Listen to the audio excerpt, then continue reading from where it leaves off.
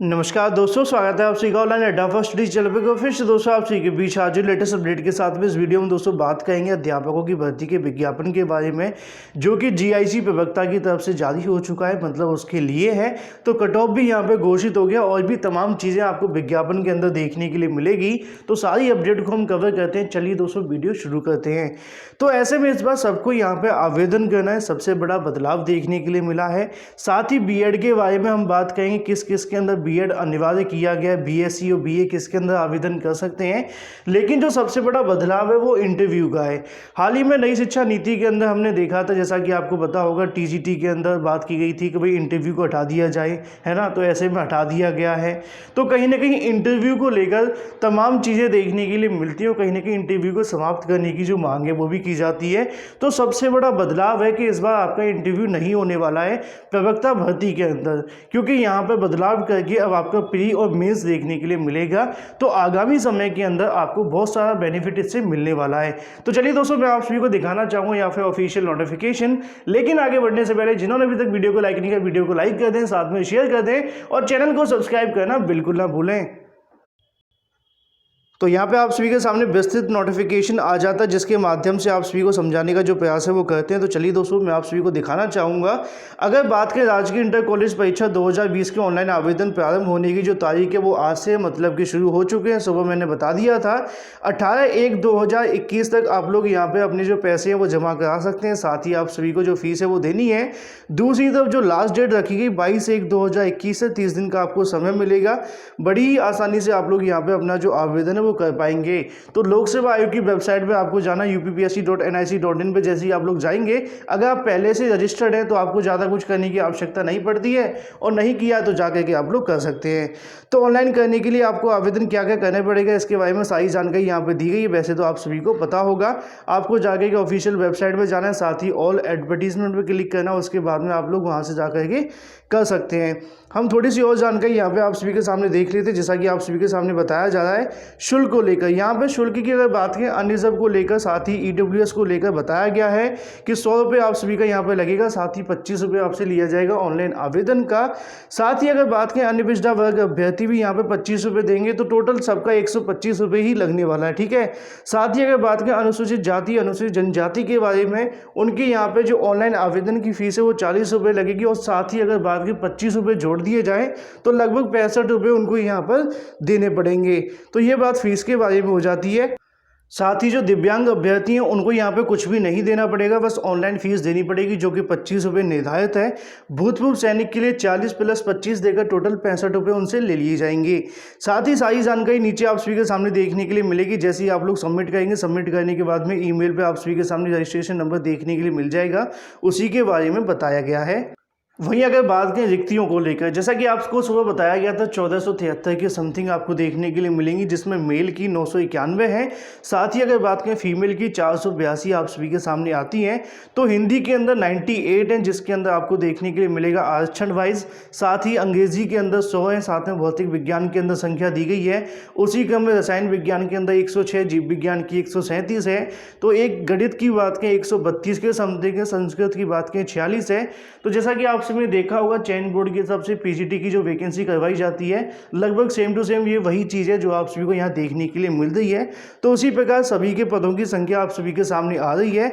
Mail के अंदर total अगर देखें तो यहाँ पे 991 है, साथ ही फीमेल के अंदर आपके सामने 400 के समथिंग जो पद है वो देखने के लिए मिल रहे हैं। वहीं दूसरी तरफ बात करें महिलाओं के बारे में, महिलाओं की अगर बात करें हिंदी के अंदर 21 पद हैं, अंग्रेजी के अंदर 22 हैं, भौतिक विज्ञान के अंदर 57 है, और रसायन विज्ञान और साथ ही जीव विज्ञान की बात करें उनमें क्रम से देखने के लिए मिल रहे हैं 57 और साथ ही 59 और 91, ठीक है। तो ऐसे में इन सभी को आप लोग पढ़ भी सकते हैं, ऑफिशियल वेबसाइट पर जाकर के डाउनलोड कर लेना, या फिर हमारे टेलीग्राम चैनल को ज्वाइन कर लेना, उसके अंदर से आप सभी को शेयर कर दिया जाएगा, वहाँ से डाउनलोड करके भी आप लोग इसको पढ़ सकते हैं। वहीं दूसरी तरफ बात करें ग्रेड पे के बारे में, क्योंकि आप सभी को यहाँ पे कितना मिलने वाला है, अगर हम बात करें वेतन मान के बारे में 93,000 से लेकर 34,800, मतलब कि अगर बात करें यहाँ पे 4800 लेवल आप सभी को देखने के लिए मिल रहा है। तो अनुमानित अगर देखा जाए तो 55,000 से प्लस ही जाएगा, 57,000 से ऊपर आप सभी की स्टार्टिंग यहाँ पे देखने के लिए मिलेगी। विशेष परिस्थितियों के अंदर यहाँ पे उनका कहना है कि जो रिक्तियाँ वो घट बढ़ भी सकती हैं, ऐसा आप सभी को पता ही है, कई बार बढ़ भी जाती हैं और घटती ज़्यादातर नहीं है, लेकिन कभी कभी हो भी जाता है, ठीक है। साथ ही आरक्षण को लेकर यहाँ पे जानकारी आप सभी को देखने के लिए मिल रही है, किस किस प्रकार के जो आरक्षण वो दिए जाएंगे, उसी क्रम में आप सभी के सामने जानकारी लिखी हुई है। वहीं दूसरी तरफ बात करें शैक्षिक अहर्ता को लेकर, जैसा कि मैंने आप सभी को बताया कि चयन बोर्ड के माध्यम से पीजीटी की वैकेंसी करवाई जाती है, सेम टू सेम यहाँ पे जीआईसी के अंदर प्रवक्ता की आपको देखने के लिए मिल रही है।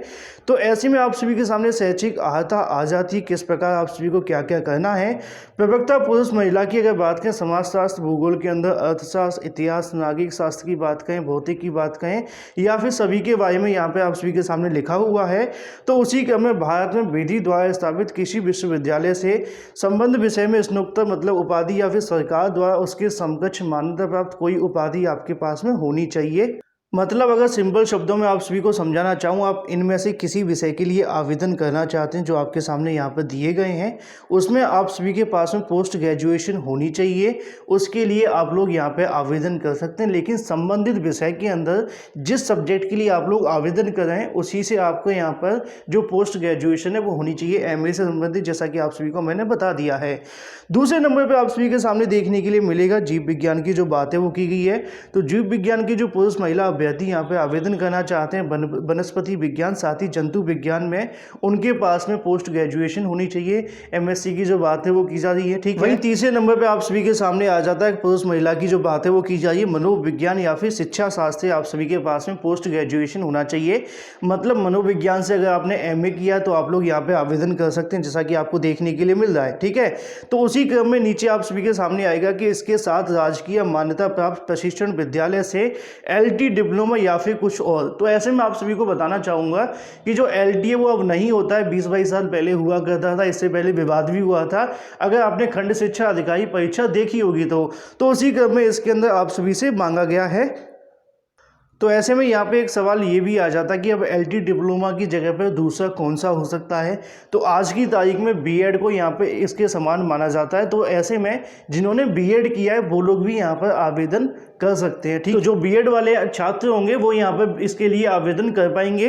अथवा के अंदर नीचे आप सभी के सामने आ जाता है कि भारतीय विधि द्वारा स्थापित किसी विश्वविद्यालय में शिक्षा शास्त्र से अगर आपने यहाँ पर पोस्ट ग्रेजुएशन किया है तब भी आप लोग कर पाएंगे। उसके बाद आपको बीएड करने की कोई आवश्यकता नहीं है। मतलब यहाँ पे ये सारी चीज़ें आप सभी के सामने कंफ्यूज नहीं होना है, पूरे सही तरीके से आपको अगर समझना है तो मनोविज्ञान या शिक्षा शास्त्र आपने एमए किया है तो यहाँ पे आप लोग आवेदन कर सकते हैं। या फिर अगर आपके पास में एलटी है, एलटी नहीं है, जैसा कि मैंने बताया कि बीएड वाले होने चाहिए तो बीएड इसमें अप्लाई कर सकती है। तो सारी जानकारी आप सभी को यहाँ पता चली गई है, ठीक है ना। वहीं अगर आपकी कन्फ्यूजन होगी तो आप लोग मुझसे लाइव में आकर के पूछ लेना।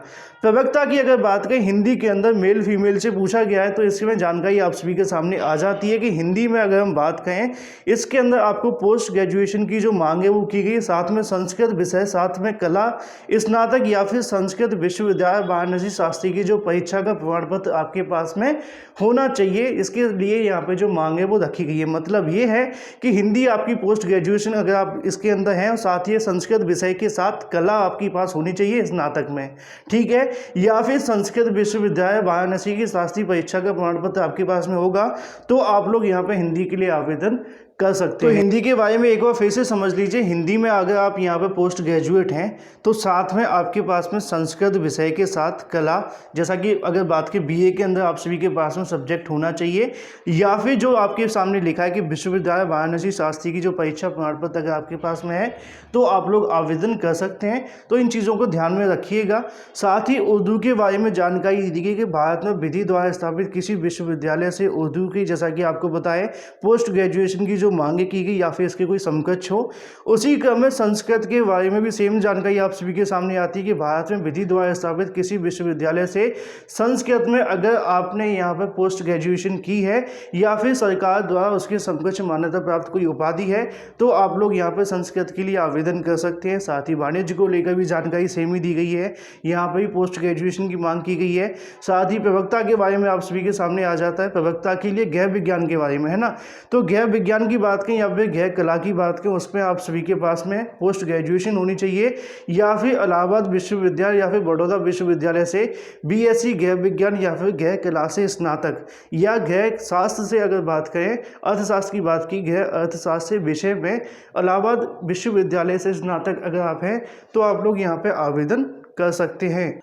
तो यहाँ पे आप सभी के सामने नीचे भी लिखा है कि आईटी कॉलेज से लखनऊ से बीएससी अगर आपने की है तो आप लोग यहाँ पे आवेदन कर सकते हैं। उसके बारे में, सब्जेक्ट के बारे में भी जानकारी दी गई है। एक बार फिर से समझाता हूँ, गृह विज्ञान या गृह कला के अंदर आपके पास पोस्ट ग्रेजुएशन है, अगर नहीं है तो इलाहाबाद विश्वविद्यालय या बड़ौदा विश्वविद्यालय से बीएससी आपके पास में होनी चाहिए। गृह विज्ञान या गृह कला से स्नातक या गृह अर्थशास्त्र विश्वविद्यालय में विषय में अगर बात करें, जो इलाहाबाद विश्वविद्यालय से आपके पास स्नातक अगर आप है तब भी आप लोग इसके लिए आवेदन कर सकते हैं। अब आईटी की अगर बात करें कॉलेज से, जैसा कि बीएससी के बारे में जानकारी आप सभी के सामने दी गई है, तो उसी क्रम में यहाँ पे आप सभी के सामने यूथेनिक्स आपके पास में अगर सब विषय है तो आप लोग यहाँ पे आवेदन कर पाएंगे। या फिर कोई अगर बात करें समकक्ष भारतीय या विदेशी आहता जिसमें स्नातक स्तर पर गृह कला या गृह विज्ञान एकीकृत पाठ्यक्रम में निर्धारित किया गया हो, न किसी वैकल्पिक विषय के अंदर हो, तो ऐसे में आप लोग इसके लिए आवेदन कर पाएंगे। साथ ही माध्यमिक शिक्षा परिषद उत्तर प्रदेश की हाई स्कूल या इंटर की परीक्षा के पश्चात लेडी इरविन अगर बात करें कॉलेज दिल्ली से गृह विज्ञान की 3 वर्ष का डिप्लोमा अगर आपके पास में है तो आप लोग यहाँ पे कर सकते हैं। तो ये सारी जानकारी हो जाती है शैक्षिक आहता को लेकर। साथ ही नीचे आप सभी के सामने आ जाता है प्रवक्ता शिक्षा की अगर बात करें, यहाँ पे शिक्षा शास्त्र के लिए गृह विज्ञान साथ ही वाणिज्य को छोड़कर शेष विषयों के लिए यहाँ पे अधिमानी आहता दी गई है। किस प्रकार है नीचे आप लोग देख सकते हैं। राजकीय या फिर मान्यता प्राप्त प्रशिक्षण विद्यालय से अगर आपने एलटी या फिर जो आपके भारत में विधि द्वारा स्थापित किसी विश्वविद्यालय से, मतलब आपके पास में बीएड होना चाहिए, जो कि नीचे आप सभी के सामने लिखा भी हुआ है। ठीक है, तो यहाँ पे आपको देखने के लिए मिल जाएगा। तो ऐसे में अगर बात करें, नीचे आप सभी के सामने 2 चीज़ और भी लिखी हुई हैं, जो कि प्रादेशिक सेना में कम से कम 2 वर्ष की आपकी अवधि की सेवा हो अगर आपको अधिमानी आता, या फिर अगर बात करें राष्ट्रीय कैडेट कोर में बी प्रमाण पत्र अगर आपके पास में है तो आपको यहाँ पे मिलेगी। ठीक है, ऐसे में प्रवक्ता गृह विज्ञान पद के लिए यहाँ पे केवल महिला अभ्यर्थी ही पात्र हैं, क्योंकि उक्त पद रिक्त केवल महिला शाखा के लिए हैं। इस बात का भी आप लोग ध्यान रखें। तो ऐसे में नीचे सारी जानकारी आप सभी के लिए देखने के लिए मिलेगी।